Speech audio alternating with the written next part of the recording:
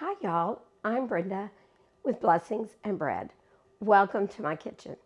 In this video, I'm going to show you how I make my homemade salsa. I made this video before Christmas with the intention of releasing this video the week before New Year's Eve.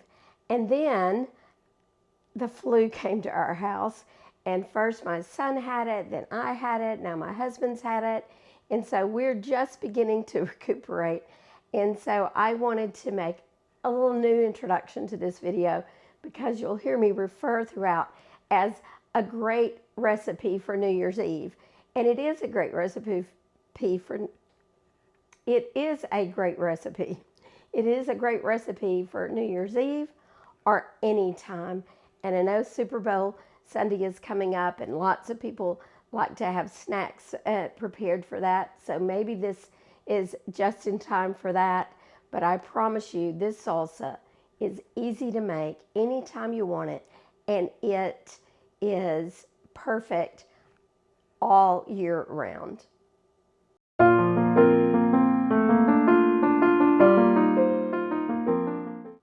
Hi y'all, I'm Brenda with Blessings and Bread. Welcome to my kitchen.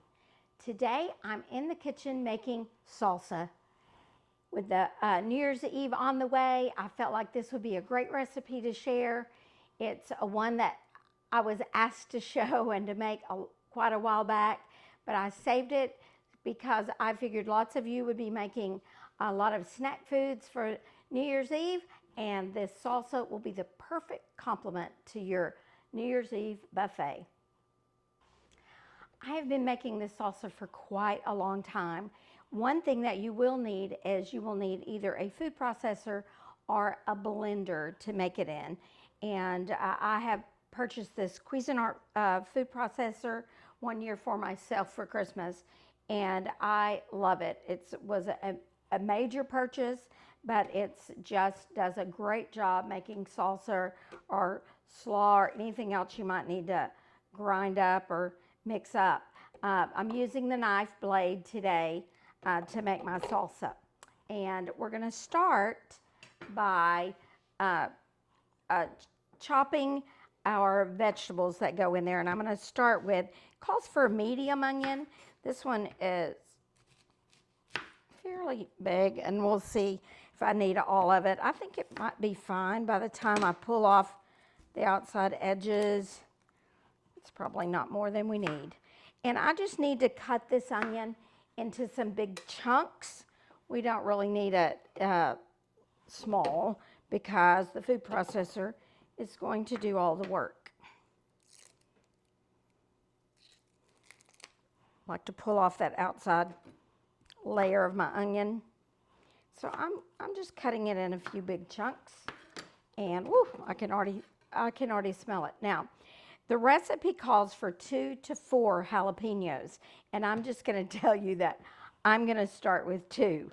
And then if I don't think it's enough, I will add to it, but usually 2 is plenty. We don't like it just extremely hot though, so if you like it really hot, you might want to go ahead and start with 3 at the beginning. But we're going to slice these in half, and then I'm going to go ahead and scoop out the centers and all the seeds.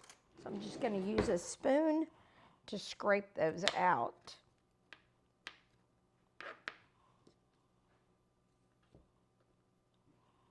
I like to chop the jalapenos and the onions kind together.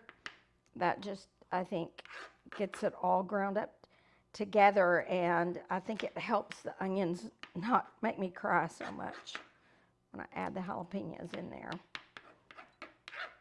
All right, now if a few seeds get in there, it's not that big a deal, but I'm going to put these into a few other smaller chunks so they'll go ahead and chop up okay. And like I said, there's a few chunks on there. That's a little bad spot there. I'm going to leave that out. Really, ideally, if you're working with jalapenos, you should wear gloves, but I'm out. So I'm going to also include my cilantro, but it will go in later. So I'm going to go ahead and start by putting on the lid, and we're going to use our food processor to chop the onions and the jalapenos. And I'm going to do it with a pulse motion.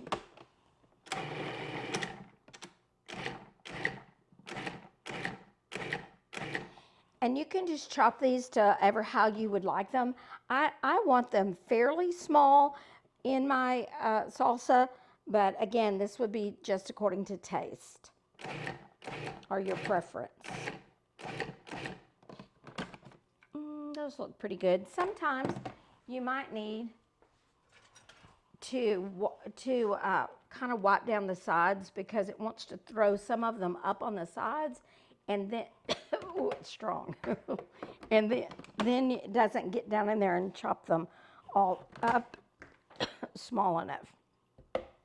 Woo, the jalapeno stuck.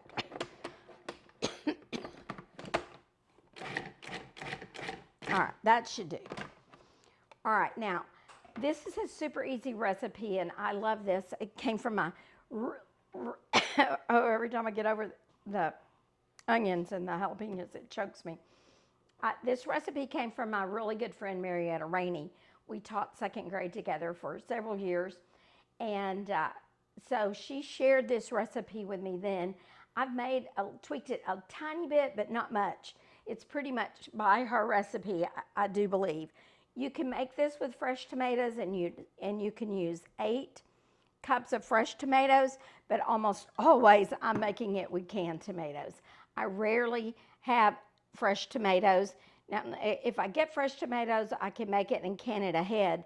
But when you can make it fresh with just using the canned tomatoes, and I just make it as we need it and as we'll eat it. So I'm starting with 2 cans of, I buy the petite diced just because I figure they're already chopped up a little bit. So I'm using just 2 cans. I think her recipe calls for stewed tomatoes, which I don't use, but I have used them, so you can. And then I have 1 can of mild Rotel tomatoes, which is diced tomatoes with green chilies. So that'll go in. And then another can, just another 4-ounce can of chopped green chilies. And this is what I add that she did not use, is I'm going to add a little bit of tomato sauce, but I think I'm going to wait till I finish this because I use the amount of tomato sauce that I feel like it needs to thicken it up just a little bit. All right, the other ingredients are going to be 2 tablespoons of lemon juice, 2 tablespoons of white vinegar. Normally I would use fresh garlic, but I was just out of fresh garlic today and didn't realize it. So I'm using just the minced garlic like you buy in the store already minced. And it's the equivalency of 3 cloves of garlic. And then I'm going to add 4 teaspoons of brown sugar. And be sure when you measure brown sugar to pack that sugar into your teaspoon so that it's a full teaspoon of brown sugar. All right, now we're going to pulse this a little bit, basically just to mix it and to chop the tomatoes a little finer. And again, I'm just going to pulse it.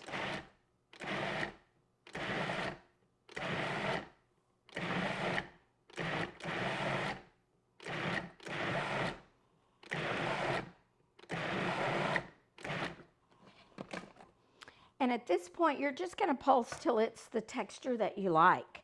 And now I'm going to add in this tomato sauce, and I'm going to just pour in about half of it. And I need to add some salt. So I'm going to start with about 2 teaspoons of salt. And then I will add salt as I do my test, because I will test this to make sure it tastes just right.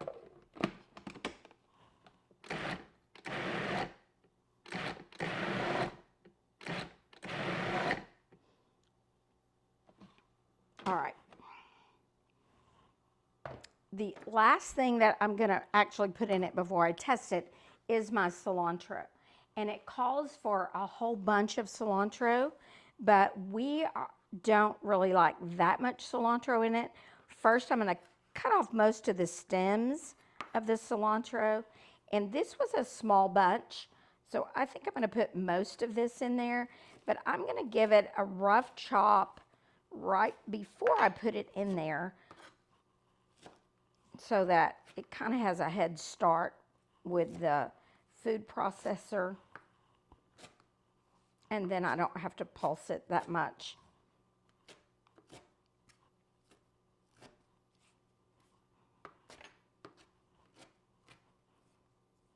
All right, now I'm going to put most of that in there. You can overdo it with the cilantro really easy if you're not careful, in my opinion. And some people are cilantro people and some people aren't. But this really makes this salsa, the cilantro. So now I'm just going to pulse 1 more times. And now it's time to taste and make sure it's got enough salt, mainly. And sometimes if I don't think it has enough garlic flavor, I will also add a little garlic powder. But let's give it a taste before we take it out of the food processor. All right, I'm just going to use some Tostito chips, and I'm not going to double dip. So I'm going to dip in there, and I'm going to try this and see if I think it's the right, got enough salt. I think it could use a little more salt, so I'm going to go with another teaspoon of salt. And then we're going to pulse that.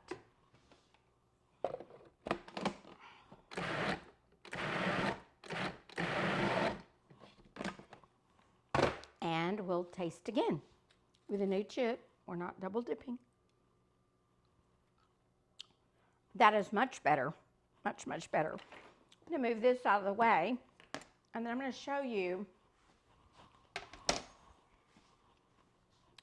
how I do, because what I do then is I store it in just quart jars like you would if you were going to process this, but I'm not going to process this. We're just going to store this in our refrigerator and keep it fresh till we're ready to eat it.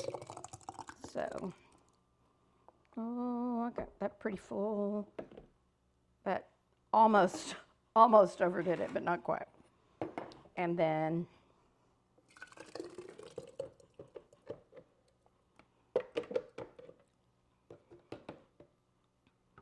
so it's making almost 2 quarts. I think the other quart's a little full, is why it's looking like it's not 2 full quarts, but it's pretty close to making 2 quarts.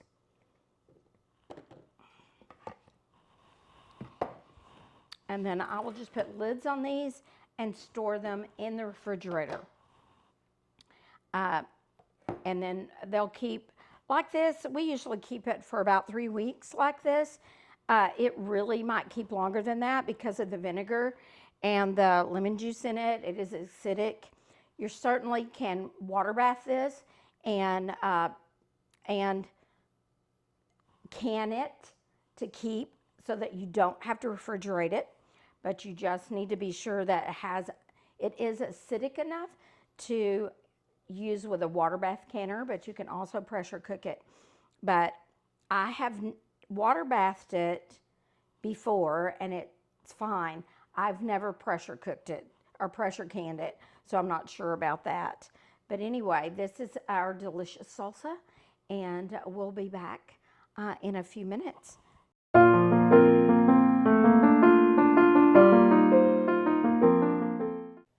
I hope you've enjoyed this video. This is definitely a delicious salsa recipe that you can use.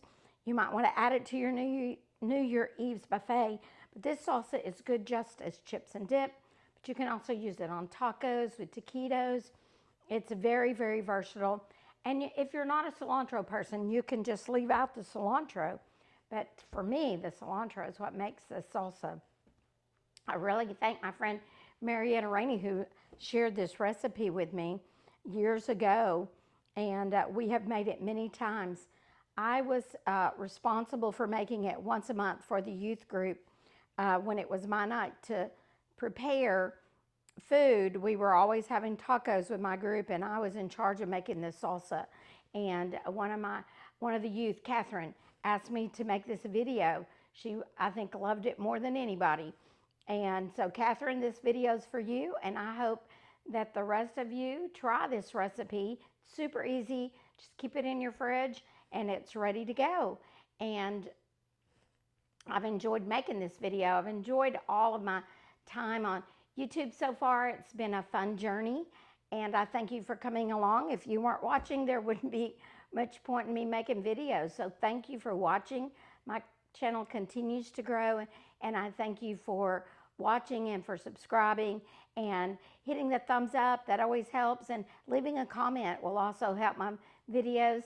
So I hope that I will see you again the next time I'm in my kitchen, on my porch, or in my garden.